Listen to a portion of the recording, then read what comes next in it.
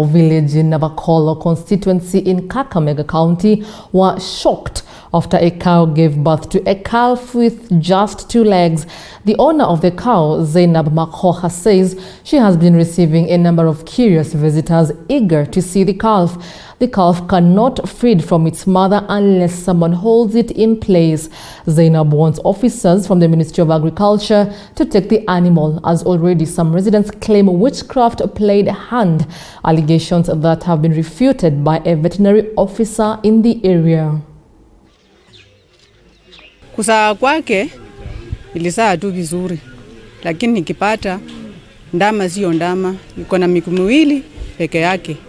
Na hii ng'ombe nilikuwa nataka nisomesee watoto. Kunyonyesha yenyewe saa hii niko kwa shida kwa ajili yenyewe, natatakana niende nitafute kama watoto wanakula.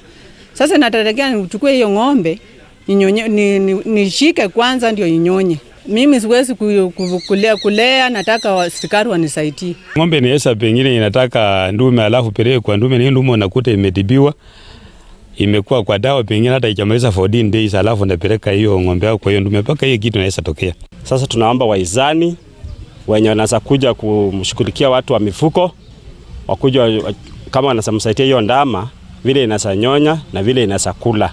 Tuna watu wengine wenye wanajihisi vibaya na wakiona jambo kama hili wanaanza kuleta maneno mengine yenye haifai, wanaleta usirikina, disijui nini na nini.